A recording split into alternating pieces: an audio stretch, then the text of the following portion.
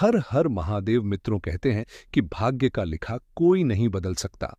लेकिन क्या वाकई ऐसा है? सोचिए जरा, अगर इंसान के कर्म महान हो, उसका इरादा अटूट हो, तो क्या भाग्य की रेखा उसके सामने टिक सकती है?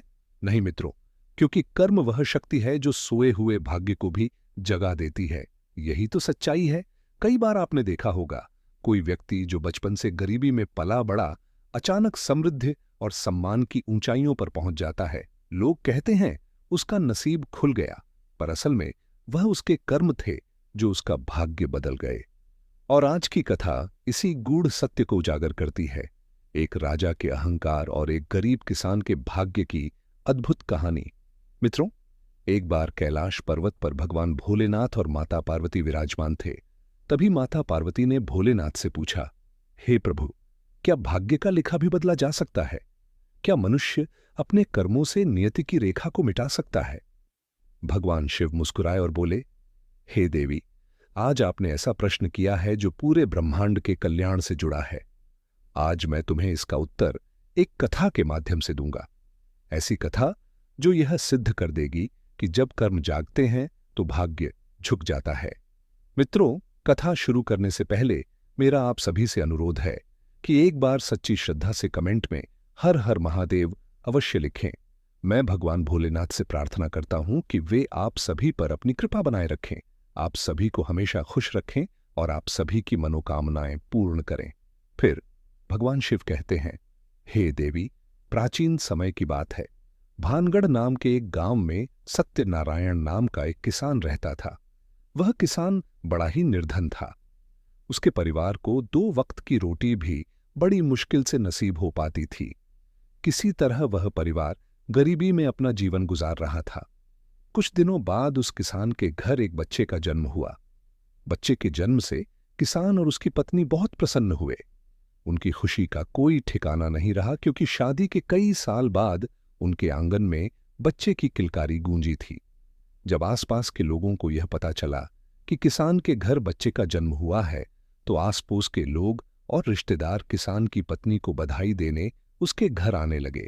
सत्यनारायण के घर जश्न का माहौल था, खूब खुशियां मनाई जा रही थीं। तभी क्या होता है, उसी समय किसान के घर एक बड़े ही सिद्ध महात्मा भिक्षा मांगने के लिए आते हैं।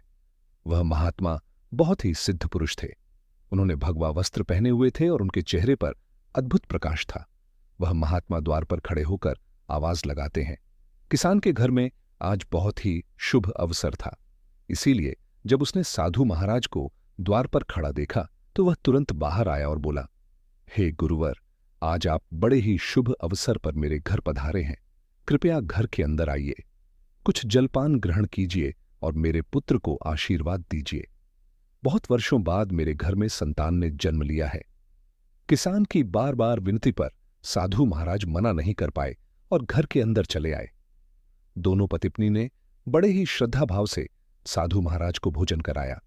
भोजन उपरांत किसान बोला, हे गुरुदेव, यह मेरा पुत्र है। कृपया इसे ऐसा आशीर्वाद दीजिए जिससे इसके जीवन में कभी कोई दुख या तकलीफ ना आए। साधु महाराज जैसे ही आशीर्वाद देने के लिए हाथ उठाते हैं, उनकी दृष्टि बच्चे के हाथ पर पड़ती है। बच्चे के हाथ पर एक विशेष चिन्ह देखकर महात्मा कुछ देर के लिए विचारमग्न हो जाते हैं। किसान ने जब उन्हें सोच में डूबा देखा तो पूछा, हे गुरुवर, क्या बात है? मेरे पुत्र को देखकर आप चिंता में क्यों पड़ गए? सब कुशल मंगल तो है ना? साधु महाराज बोले, बेटा, चिंता की कोई बात नहीं है, सब कुशल मंगल है। तुम्हारा पुत्र तो बहुत किस्मत वाला है, क्योंकि इसके हाथ पर जो चिन्ह बना है वह इशारा करता है कि इसके भाग्य में राजयोग लिखा हुआ है और यह 16 वर्ष की अवस्था में ही एक नगर का राजा बन जाएगा। यह सुनकर किसान को विश्वास नहीं हुआ और बोला, हे गुरुवर, यह कैसे संभव है? किसी गरीब का पुत्र भला राजा कैसे बन सकता है? महात्मा बोले, बेटा, ईश्वर की इस दुनिया में हर काम संभव है। इसने अपने पिछले जन्म में कोई ऐसा पुण्य कर्म किया है जिसके कारण इस जन्म में इसे राजपाट नसीब होगा। मनुष्य के जीवन में दुख सुख, गरीबी, राजयोग, यह सब कर्मों से मिलता है। आगे समझाते हुए साधु महात्मा बोले, जैसे ही तुम्हारा पुत्र 16 वर्ष का होगा, इस नगर के राजा की इकलौती पुत्री से इसका विवाह होगा और विवाह के बाद राजा की धन दौलत और गद्दी पर इसका अधिकार हो जाएगा। यह सब बातें मैं यूं ही नहीं कह रहा हूं, इसके हाथ की लकीरें यही बता रही हैं। महात्मा की इन बातों को सुनकर किसान और उसकी पत्नी बहुत खुश हुए। उन्हें लगा कि उनके घर कोई साधारण बच्चा नहीं बल्कि भविष्य का राजा जन्मा है। जब नगरवासियों को यह बात पता चली तो दूर दूर से लोग उस बच्चे के दर्शन करने किसान के घर आने लगे। उधर उसी नगर का राजा कीर्तभान, जिसकी पुत्री के साथ साधु ने उस बच्चे का विवाह होने की भविष्यवाणी की थी, शिकार खेलने के लिए जंगल गया। उसने एक हिरण देखा और उसका पीछा करते हुए बहुत दूर निकल गया।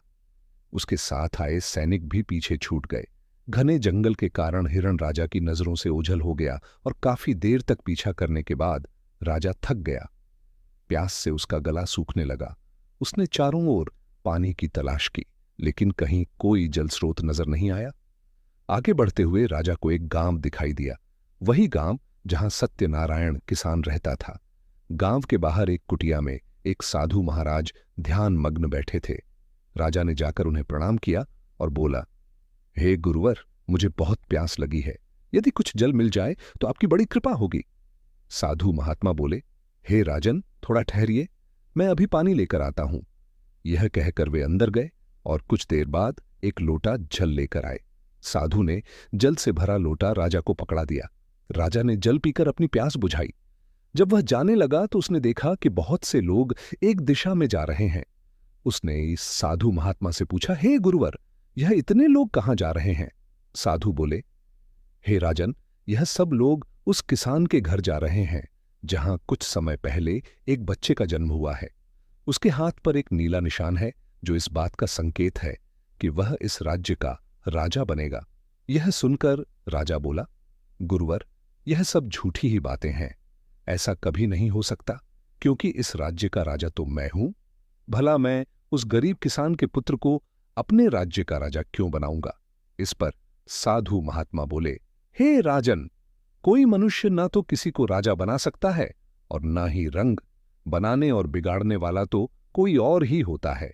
और रही बात उस किसान के पुत्र की राजा बनने की, तो मैं आपकी जानकारी के लिए बता दूं कि आज से 16 वर्ष बाद उस किसान के पुत्र का विवाह आपकी इकलौती बेटी के साथ होगा और विवाह के बाद वही इस नगर का राजा बनेगा। राजा ने आश्चर्य से कहा, हे गुरुवर, कौन सी बेटी? किसकी बेटी? मेरी तो कोई औलाद ही नहीं है, फिर आपकी भविष्यवाणी कैसे सच होगी? साधु महात्मा मुस्कुराए और बोले, हे राजन, आज से 1 वर्ष बाद आपकी रानी की कोख से एक कन्या जन्म लेगी। उसी कन्या के साथ इस गरीब किसान के पुत्र का विवाह होगा और विवाह के उपरांत वह इस नगर का राजा बन जाएगा। फिर भगवान शिव कहते हैं, हे देवी, जब राजा ने यह सुना तो वह खुश भी हुआ और दुखी भी। खुश इसलिए हुआ क्योंकि अब उसे संतान प्राप्ति का वरदान मिलने वाला था, और दुखी इसलिए क्योंकि उसकी पुत्री का विवाह एक गरीब किसान के बेटे से होने वाला था। राजा ने सोचा, आखिर एक मामूली किसान का बेटा मेरा दामाद कैसे बन सकता है? मैं ऐसा कभी नहीं होने दूंगा। यह सोचकर उसने साधु महात्मा से कहा, हे गुरुवर, आपको क्या लगता है, मैं अपनी बेटी का विवाह किसी गरीब किसान के बेटे से कर दूंगा? साधु बोले, हे राजन, जो विधाता ने लिखा है उसे कोई मिटा नहीं सकता।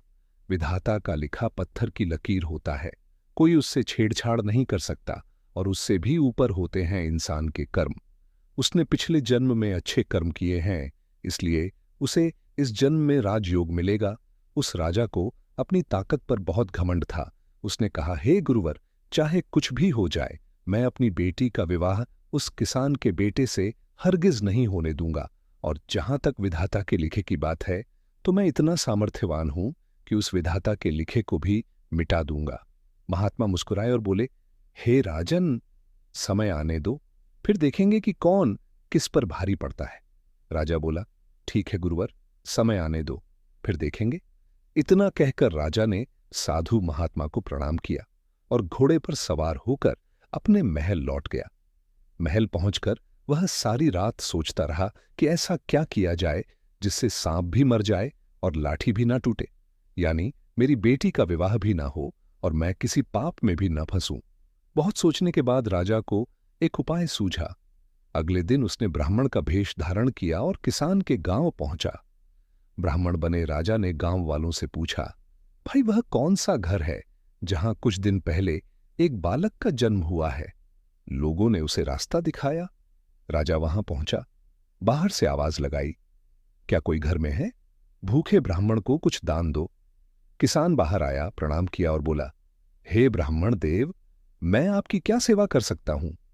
ब्राह्मण भेष में राजा बोला, हमें कुछ दान दे दो, हम बहुत दूर से आए हैं। फिर उसने कहा, मैं भाग्य भी देखता हूं।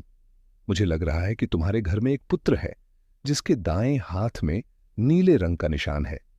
किसान बोला, हां बाबा है। राजा बोला, हां, मैं सब जानता हूं, उसे मुझे दिखाओ। किसान ने अपने पुत्र को लाकर दिखाया। तब राजा ब्राह्मण रूप में राजा बोला, यदि यह पुत्र तुम्हारे साथ रहेगा तो 16 वर्ष के बाद मर जाएगा, और यदि तुम इसे किसी को दान कर दोगे तो यह बच जाएगा और 16 वर्ष बाद तुम्हारे पास लौट आएगा। किसान सत्यनारायण रोने लगा और बोला, बाबा, हम अपने बच्चे को अपने से अलग नहीं कर सकते। ब्राह्मण भेष में राजा बोला, यदि तुम किसी और को नहीं देना चाहते तो मुझे दे दो, मैं इसे अपने पास रखूंगा और जब यह 16 वर्ष का हो जाएगा तो इसे तुम्हें लौटा दूंगा, तब तक यह जीवित रहेगा। किसान सत्यनारायण सरल और भोला था। उसने राजा की बातों पर विश्वास कर लिया। वह अपनी पत्नी के पास गया और बोला, भाग्यवान, हमारे दरवाजे पर एक दयालु ब्राह्मण आए हैं। कहते हैं कि अगर यह बच्चा हमारे पास रहेगा तो 16 वर्ष बाद इसकी मृत्यु हो जाएगी। इसलिए वे हमारे बच्चे का पालन पोषण करना चाहते हैं। पत्नी पहले तो मना कर देती है, पर जब किसान समझाता है कि ब्राह्मण इसे हमेशा के लिए नहीं, कुछ वर्षों के लिए रखना चाहते हैं, तो वह मान जाती है। दोनों अपने कलेजे के टुकड़े को लेकर बाहर आते हैं और ब्राह्मण बने राजा से कहते हैं, महाराज, हम अपना बच्चा आपको देंगे, पर एक शर्त पर, जब यह 16 वर्ष का हो जाए तो आप इसे लौट आएंगे। राजा बोला, मुझे तुम्हारी शर्त मंजूर है, मैं इस बच्चे का आपसे भी अधिक ध्यान रखूंगा। किसान दंपति ने अपने पुत्र को राजा के हवाले कर दिया। राजा प्रसन्न हुआ क्योंकि उसकी योजना सफल हो रही थी। वह बच्चे को लेकर नदी किनारे पहुंचा। वहां उसने सोचा, मैं इस बच्चे को मार देता हूं और इसकी लाश नदी में बहा देता हूं। पर जब उसने बच्चे का मासूम चेहरा देखा तो उसका मन कांप गया। वह सोचने लगा, इस मासूम ने मेरा क्या बिगाड़ा है? क्यों मैं इसका खून अपने सिर पर लूं? ऐसा पाप तो नरक में भी जगह नहीं देगा। राजा की अंतरात्मा ने उसे रोका, पर फिर उसने सोचा, मैं ऐसा क्या करूं जिससे यह बच्चा मरे भी नहीं और मेरी बेटी की शादी भी इससे ना हो। बहुत सोचने के बाद उसने निर्णय लिया, मैं इसे एक लकड़ी के संदूक में रखकर नदी में बहा दूंगा ताकि यह जीवित भी रहे और मेरे पाप से मैं भी बच जाऊं। राजा ने एक ऐसा बक्सा तैयार करवाया जिसमें बच्चे को सांस लेने की जगह हो और वह पानी में डूबे नहीं। संदूक तैयार होने के बाद राजा उस किसान के बेटे को लकड़ी के संदूक में रखता है और उस संदूक को नदी के बहते हुए जल में प्रवाहित कर देता है। यह सब करने के बाद राजा अपने महल को लौट जाता है। आज राजा बहुत ही प्रसन्न था क्योंकि उसे लगता था कि उसने विधाता के लिखे को मिटा दिया है। राजा सोच रहा था कि जिस संदूक को मैं बहाकर आया हूं वह जब गहरी नदी में जाएगा और किसी बवंडर में फंसेगा तो डूब जाएगा और उस बच्चे की मृत्यु हो जाएगी। जब बच्चा ही नहीं रहेगा तो मेरी बेटी का विवाह भी उससे नहीं हो सकेगा। यही सोचकर राजा बड़े गर्व और संतोष के साथ अपने नगर को लौट गया। फिर भगवान शिव कहते हैं, हे देवी, वह राजा उस किसान के बच्चे को नदी में बहाकर चला गया। लेकिन इधर क्या हुआ कि वह संदूक बहता हुआ किसी दूसरे नगर के किनारे जा पहुंचा। उस नगर का एक धनवान सेठ रोज सुबह नदी में स्नान करने जाता था। उसी दिन जब वह सेठ स्नान करने आया तो उसने देखा कि नदी में एक संदूक बहता चला जा रहा है।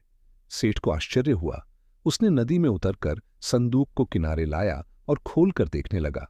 जैसे ही उसने संदूक खोला तो देखा कि उसमें एक नवजात शिशु बड़े आराम से लेटा हुआ है और अपने पैर का अंगूठा चूस रहा है। यह देखकर सेठ की आंखें नम हो गईं। उसने तुरंत बच्चे को उठाया, सीने से लगाया और मन ही मन कहा, माँ गंगा, आपने मुझ पर बड़ी कृपा की है। मैं रोज आपकी पूजा करता हूं। शायद इसी का फल है कि आज आपने मुझे यह बच्चा भेंट में दिया है। सेठ ने मां गंगा को प्रणाम किया और उस बच्चे को लेकर अपने घर गया। जब उसकी पत्नी ने पूछा कि यह बच्चा किसका है, तो सेठ ने सारी बात बताई और बोला, भाग्यवान, मां गंगा ने हमारी पुकार सुन ली है। देखो, उन्होंने हमारे घर में यह बच्चा भेजा है। सेठानी ने हाथ जोड़कर मां गंगा को धन्यवाद दिया और उस बच्चे को अपने हाथों में लेकर दुलारने लगी। दोनों ने उसे अपनी संतान समझकर बड़ा प्यार दिया। समय बीतता गया। सेठ और सेठानी ने उस बच्चे को बड़े लाड़ प्यार से पाला, पढ़ाया, लिखाया और योग्य बनाया। इस तरह उस किसान का पुत्र, जो संदूक में बहाया गया था, अब एक तेजस्वी और सुशील युवक बन चुका था। पूरा 16 वर्ष बीत चुका था। एक दिन वह युवक अपने दोस्तों के साथ खेल रहा था। तभी पास से दूसरे राज्य के राजा की सवारी निकल रही थी। उसी समय एक छोटा बच्चा कहीं से भागता हुआ आया और राजा के रथों के सामने जा पहुंचा। रथ अपनी गति से आगे बढ़ रहे थे। किसी ने उस बच्चे पर ध्यान नहीं दिया। तभी उस सेठ के बेटे की नजर उस बच्चे पर पड़ी। उसने दौड़कर उस मासूम को रथों के नीचे आने से बचा लिया। मित्रों, वह राजा वहीं था जिसने सालों पहले इस बच्चे को नदी में बहा दिया था। जब राजा की नजर उस युवक के दाएं हाथ पर पड़ी और उसने नीले निशान को देखा, तो वह दंग रह गया। राजा मन ही मन सोचने लगा, अरे, यह तो वही लड़का है जिसे मैंने मारा समझकर नदी में बहा दिया था, लेकिन यह जीवित कैसे है? राजा ने तुरंत अपने काफिले को रुकने का आदेश दिया और सैनिकों से कहा, जो लड़का अभी अभी बच्चे को बचा रहा था, उसे हमारे पास लाओ। हम उसकी बहादुरी के लिए उसे पुरस्कार देना चाहते हैं। सैनिक दौड़े और युवक को राजा के सामने ले आए। युवक ने राजा को प्रणाम किया और पूछा, राजन, आपने मुझे क्यों बुलाया है? राजा बोला, बेटा, हम पड़ोसी राज्य के राजा हैं। तुम्हारी बहादुरी देखकर बहुत प्रसन्न हुए हैं, पर पुरस्कार देने से पहले हम तुमसे कुछ प्रश्न पूछना चाहते हैं। बताओ, तुम्हारा नाम क्या है? तुम्हारे माता पिता कौन है? और तुम्हारे हाथ पर यह नीला निशान कैसा है? युवक बोला, राजन, मैं पड़ोस के नगर में रहता हूं। मेरे पिता मानो सेठ बहुत धनवान व्यक्ति हैं, और जहां तक इस निशान की बात है, यह मेरे हाथ पर जन्म से है। पर आप यह सब क्यों पूछ रहे हैं? राजा मुस्कुराकर बोला, बस यूं ही, कोई खास कारण नहीं। पर मैं तुम्हारे माता पिता से मिलना चाहूंगा। क्या तुम हमें अपने घर ले चलोगे? युवक बोला, क्यों नहीं राजन, यह तो हमारा सौभाग्य होगा कि आप हमारे घर पधारें। इस प्रकार राजा उस युवक के साथ सेठ के घर पहुंचा। सेठ ने जब अपने पुत्र के साथ किसी राजा को आते देखा तो चकित रह गया। उसने राजा से पूछा, राजन, आप किस राज्य के राजा हैं और किस कारण मेरे घर आए हैं? राजा बोला, सेठ जी, मैं आपके पड़ोसी राज्य का राजा हूं। आज मैं यहां आपके पुत्र की बहादुरी पर आपको बधाई देने आया हूं। सेठ ने पूछा, किस बात की बधाई? राजा बोला, आपका पुत्र बड़ा साहसी है। आज इसने अपनी जान जोखिम में डालकर एक मासूम बच्चे की जान बचाई है। यह सुनकर सेठ गर्व से भर उठा और बोला, महाराज, यह तो बचपन से ही बहादुर है। जब से यह हमें मिला है, तब से हमारे घर में सुख समृद्धि ही समाई है। राजा बोला, मिला है? क्या मतलब? सेठ ने कहा, महाराज, अब आपसे क्या छिपाना? यह हमारा असली पुत्र नहीं है। यह हमें वर्षों पहले नदी के किनारे एक संदूक में मिला था। यह सुनकर राजा का चेहरा उतर गया। उसे यकीन हो गया कि यह वही बच्चा है जिसे उसने नदी में बहाया था। राजा कुछ देर सोच में रहा, फिर बोला, सेठ जी, आपका पुत्र बड़ा वीर है। मुझे ऐसे ही युवकों की आवश्यकता है जो मेरी बेटी की सुरक्षा कर सके। यदि आप अनुमति दें तो मैं इसे अपने यहां नौकरी पर रखना चाहता हूं। सेठ बोला, महाराज, यह तो हमारे लिए सम्मान की बात है। मुझे कोई आपत्ति नहीं। सेठ की सहमति के बाद राजा ने एक चिट्ठी लिखी, उसे मुहर लगाकर लिफाफे में सील किया और सेठ के पुत्र को देते हुए कहा, बेटा, मैं अभी कुछ दिनों के लिए दूसरे राज्य जा रहा हूं। तुम यह चिट्ठी लेकर मेरे राज्य पहुंचो और महारानी को दे देना। वह तुम्हें तुरंत नौकरी पर रख लेंगी। इतना कहकर राजा अपने काफिले के साथ आगे बढ़ गया। उधर सेठ का पुत्र राजा के नगर की ओर चल पड़ा। चलते चलते वह एक घने जंगल में पहुंचा। वहां वह रास्ता भटक गया और अनजाने में एक ऐसे मार्ग पर बढ़ने लगा जो डाकुओं के अड्डे की ओर जाता था। इस प्रकार वह युवक डाकुओं के अड्डे तक जा पहुंचा। वहां पहुंचकर उसकी नजर एक झोपड़ी के ऊपर पड़ी। झोपड़ी को देखकर सेठ के लड़के ने अपने मन में विचार किया कि क्यों ना आज की रात इस झोपड़ी में ही ठहरकर बिताई जाए। यह विचार कर सेठ के लड़के ने झोपड़ी की तरफ अपने कदम बढ़ा दिए। दोस्तों, जैसे ही वह लड़का उस झोपड़ी के अंदर पहुंचा और जैसे ही उसने झोपड़ी के अंदर को झांका तो अंदर का नजारा देखकर वह हैरान रह गया, क्योंकि जो झोपड़ी बाहर से टूटी फूटी नजर आ रही थी, उस झोपड़ी के अंदर नीचे जाने के लिए सीढ़ियां बनी हुई थी और उन सीढ़ियों का दूसरा सिरा एक आलीशान महल तक जाता था। दोस्तों, जैसे ही लड़का सीढ़ियां उतरकर नीचे महल में पहुंचा तो उसने देखा कि एक बूढ़ी महिला खाना बना रही है। जब उस बुढ़िया की नजर उस लड़के पर पड़ी तो लड़के को देखकर वह बुढ़िया बोली, बेटा, तुम कौन हो, कहां से आए हो और बिना इजाजत तुम अंदर कैसे प्रवेश कर गए? सेठ के लड़के ने सारा घटनाक्रम उस बुढ़िया को बताया और कहा, मैया, मैं रास्ता भटक कर आपके पास आ गया हूं। यदि आप मुझे एक रात ठहरने की इजाजत दे दें तो आपकी बड़ी मेहरबानी होगी और मैं वचन देता हूं कि सुबह होते ही यहां से चला जाऊंगा। सेठ के लड़के की इन बातों को सुनकर वह बुढ़िया बोली, बेटा, तुम्हारे यहां रुकने में मुझे तो कोई आपत्ति नहीं है, लेकिन तुम नहीं जानते हो, जिस जगह पर तुम अभी खड़े हो यह जगह डाकुओं का अड्डा है।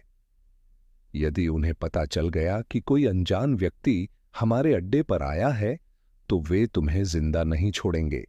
सेठ का लड़का बोला, मैया, रात बहुत हो गई है और आगे जंगल का रास्ता है। इतनी रात में मैं कहां जाऊं, कहां रहूं? मुझे तो रास्ते का भी ज्ञान नहीं है। मैं रास्ता भटक चुका हूं।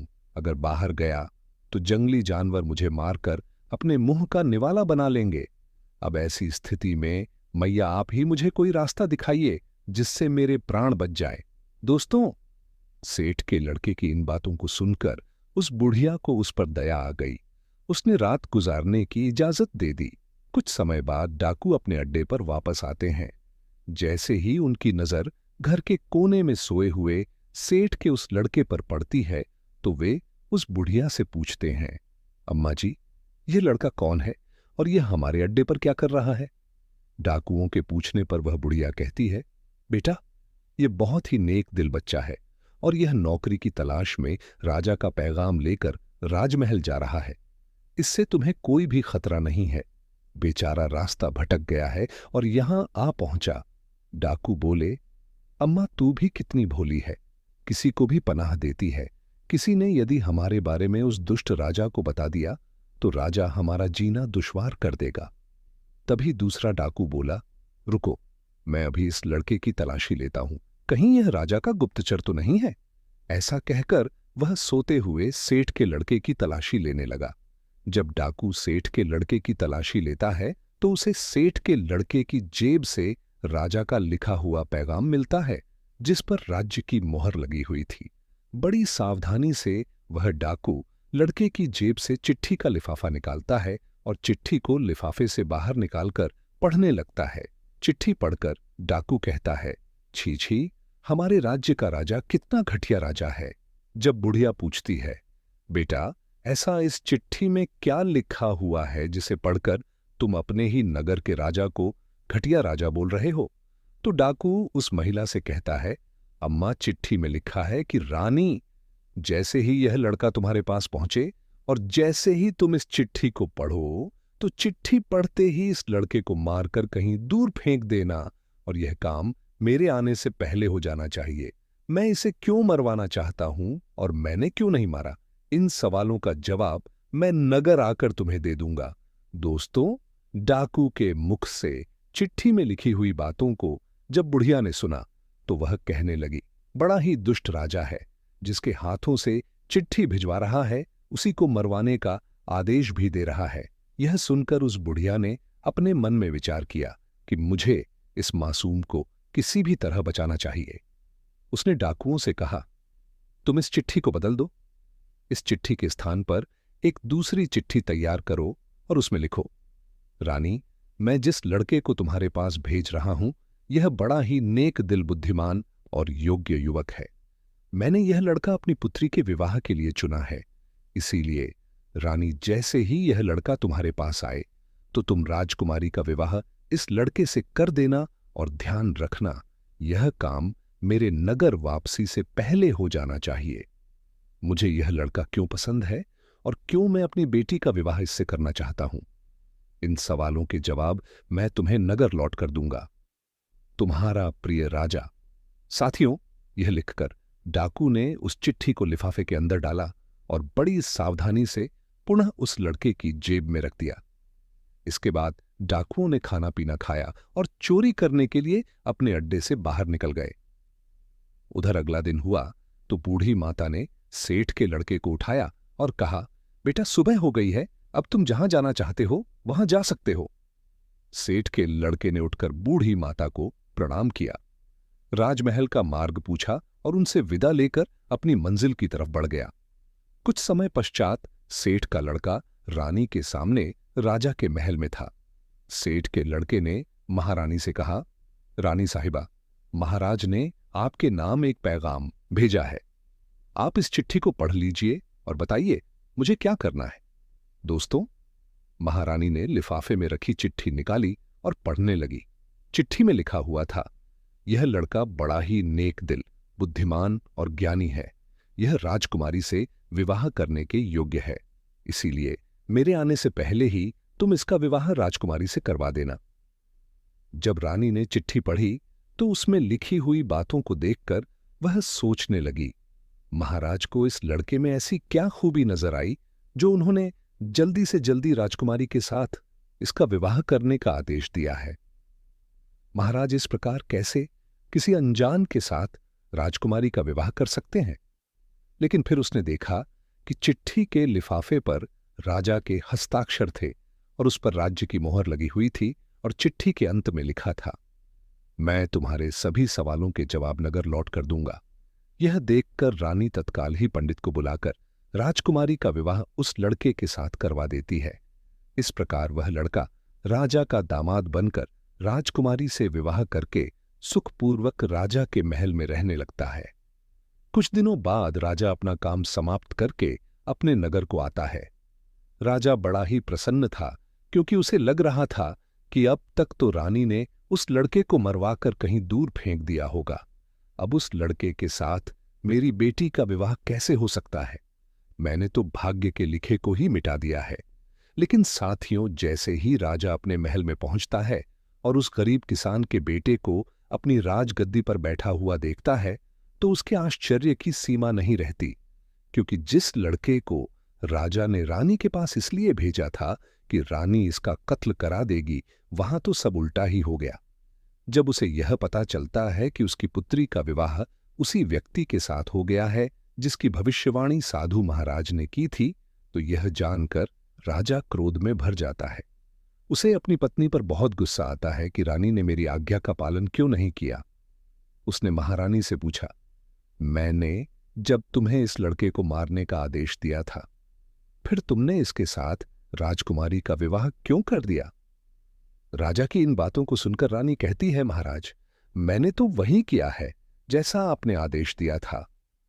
इसमें मेरी क्या गलती है? राजा ने महारानी को चिट्ठी दिखाने का आदेश दिया। महारानी चिट्ठी लेकर बाहर आई। राजा ने जब लिफाफा खोला और उस चिट्ठी में लिखी हुई बातों को पढ़ा तो देखा कि उसमें तो कुछ और ही लिखा हुआ था। यह देखकर राजा बड़े ही गुस्से में आकर सैनिकों से बोला, जाओ और जाकर उस लड़के को पकड़कर लाओ जिसके साथ राजकुमारी का विवाह हुआ है। सैनिकों ने तुरंत ही राजा की आज्ञा का पालन किया और उस किसान के बेटे को पकड़कर राजा के सामने ले आए। राजा ने गुस्से में उस लड़के से कहा, तुम्हारी हिम्मत कैसे बढ़ गई मेरी पुत्री से विवाह करने की? तुमने मुझे बहुत बड़ा धोखा दिया है और मेरे राज्य में धोखे की सजा केवल और केवल मौत होती है। अब तुम मरने के लिए तैयार हो जाओ। मैं तुम्हें अपना दामाद किसी भी कीमत पर स्वीकार नहीं कर सकता। तुम एक गरीब किसान के बेटे हो और गरीब ही रहोगे। मैं भी देखता हूं कि तुम किस प्रकार इस नगर का राजा बनते हो। मित्रों, राजा की इन बातों को सुनकर वह लड़का बोला, महाराज, आप यह क्या कह रहे हो? मैंने आपको क्या धोखा दिया है और आप बार बार किस किसान की बात कर रहे हो, जबकि आपको भी पता है कि मैं किसान का बेटा नहीं बल्कि एक सेठ का बेटा हूं। राजा ने कहा, तुम मुझे अपनी बातों में उलझाकर बेवकूफ बनाना चाहते हो, लेकिन अब मैं तुम्हारी किसी बात में नहीं आऊंगा। आज का दिन तुम्हारे जीवन का अंतिम दिन साबित होगा। इतना कहकर राजा अपनी तलवार उठा लेता है। राजा के हाथ में तलवार देखकर राजकुमारी राजा के सामने खड़ी हो जाती है और कहती है, पिताजी, आप जिस पर तलवार चला रहे हैं वह मेरे पति परमेश्वर हैं। उन्हें मारने से पहले आपको मुझे मारना होगा। इधर राजमहल के अंदर यह सब कुछ चल ही रहा था कि तभी एक सैनिक राजमहल में आता है और आकर राजा से कहता है, महाराज, एक बड़े ही सिद्ध महात्मा आए हुए हैं और अभी इसी समय आपसे मिलना चाहते हैं। राजा ने कहा, ठीक है, महात्मा जी को अंदर ले आओ। आदेश मिलते ही सैनिक दौड़ा हुआ महात्मा जी के पास गया और उन्हें अपने साथ ले आया। राजा ने उठकर महात्मा जी को प्रणाम किया और उनके आने का प्रयोजन पूछा। महात्मा जी ने कहा, लगता है राजन, आपने मुझे पहचाना नहीं। जब राजा ने कहा, आप कौन हैं और मुझसे क्यों मिलना चाहते हैं, तो महात्मा जी ने बड़ी ही विनम्रता से मुस्कुराते हुए कहा, राजन, मैं वही महात्मा हूं जिससे आप 16 साल पहले मिले थे। मैंने आपको बताया था कि आज से 16 साल बाद आपकी पुत्री का विवाह इसी गरीब किसान के बेटे से होगा, लेकिन आपने कहा था कि मैं राजा हूं और मैं कुछ भी कर सकता हूं। पर देखा राजन, जो भाग्य में होता है वही होकर रहता है। साथियों, जब राजा साधु की इन बातों को सुनता है तो हाथ जोड़कर कहता है, गुरुदेव, मुझे क्षमा कर दीजिए। आप सच कहते थे कि कोई ना तो किसी का भाग्य मिटा सकता है और ना ही उसमें कोई बदलाव कर सकता है। विधि के विधान को कोई नहीं बदल सकता। जो भी जिसके भाग्य में लिखा होता है वह उसे मिलकर ही रहता है। मैं नियति के हाथों हार चुका हूं। महात्मा जी ने कहा, राजन, भाग्य के सामने कोई नहीं टिक सकता, इसलिए अब व्यर्थ की चिंता छोड़ो। किसान के बेटे को अपना दामाद स्वीकार करो और अपना राजपाट उसे सौंपकर सुखपूर्वक जीवन व्यतीत करो। यही नियति का लेखा है और इसी में तुम्हारी भलाई है। साथियों, इस प्रकार वह राजा अपना सारा राजपाट किसान के पुत्र को सौंप देता है। पूरे नगर में राजा की चर्चा होने लगती है कि राजा बड़ा ही नेक दिल इंसान है, जिसने अपनी पुत्री का विवाह एक साधारण से लड़के से किया। उधर किसान का बेटा उस नगर का राजा बनकर सुखपूर्वक अपना जीवन बिताने लगता है। राजा ने भी यह सोचकर अपने अहंकार का त्याग कर दिया कि मेरे इतना सब करने के बाद भी नियति ने जो तय कर रखा था वही हुआ। फिर भगवान शिव कहते हैं, हे देवी, मनुष्य के कर्म ही उसका भाग्य तय करते हैं कि उसके जीवन में गरीबी लिखी है या राजयाग। हे देवी, मनुष्य के कर्म उसके भाग्य की लकीरों को भी दबल देते हैं। इस संसार में प्रत्येक मनुष्य को उसके कर्मों का फल अवश्य मिलता। कर्मों से इस संसार में कोई नहीं बच सकता है। हे देवी, इसलिए मनुष्य के अपने जीवन में हमेशा अच्छे कर्म करते रहना चाहिए। मित्रों, आज की यह वीडियो आपको अच्छी लगी हो तो हमारे चैनल को सब्सक्राइब अवश्य करें और सच्ची श्रद्धा से कमेंट में हर हर महादेव अवश्य लिखें। मिलते हैं अगली वीडियो में। आप अपना ख्याल रखें।